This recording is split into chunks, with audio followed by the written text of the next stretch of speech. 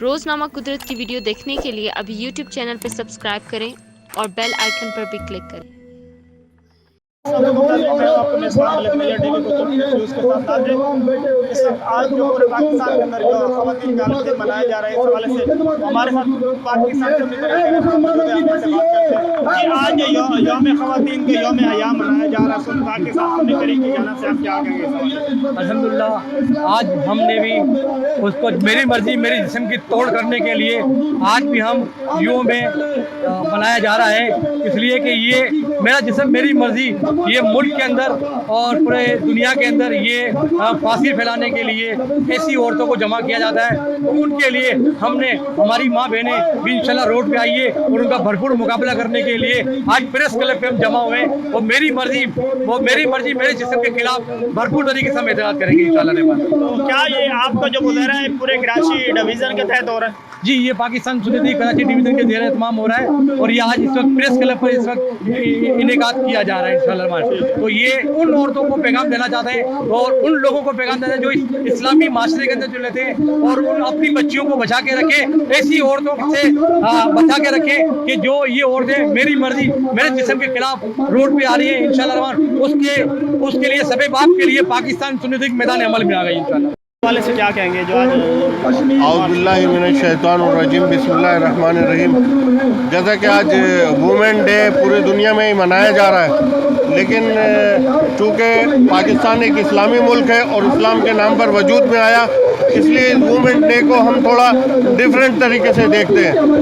جو اسلام نے عورت کو مقام دیا ہے اور آج جو یورپی ممالک کے اندر عورتوں کے ساتھ ہو رہا ہے کہ اگر جو اسلام کے نام پر یا اسلام سے تعلق رکھنے والی خواتین اگر نقاب پہنتی ہیں، حجاب پہنتی ہیں، اس کے اوپر پابندی لگائی جاتی ہے۔ یہ ہے وومن ڈے، یہ ہے وومن ڈے، یا یہ عورتوں کی حفاظت ہے یا یہ عورتوں کی ناموس کی بات ہے؟ نہیں، بلکہ اسلام جو عورتوں کو حقوق دیتا ہے، دنیا کے کسی مذہب میں کسی معاشرے میں وہ حقوق حاصل نہیں ہے۔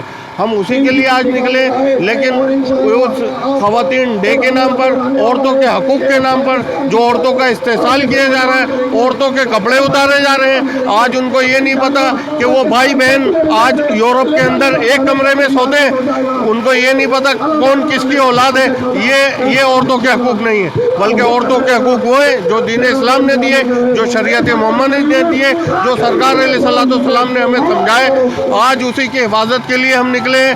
وہ یلغار، وہ ایک سازش، فری میسن اور ایلومیناٹی کی سازش جو انہوں نے رچانے کی کوشش کری پاکستان کے اندر، اور یہاں پر پہلے اسٹار پلس اور انڈین ڈراموں کے ذریعے یہاں کا کلچر چینج کرنے کی کوشش کری، اور اب وہ اپنی زر خرید خواتین کے ذریعے یہاں پر عورت مارچ کے نام پر میرا جسم میری مرضی، یہ کون سی مرضی؟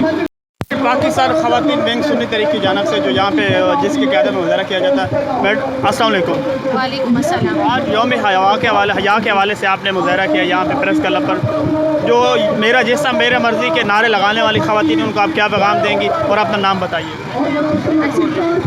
میرا ان لوگوں کے لیے یہی پیغام ہے کہ جسم بھی اللہ کا ہے اور مرضی بھی اللہ کی ہے۔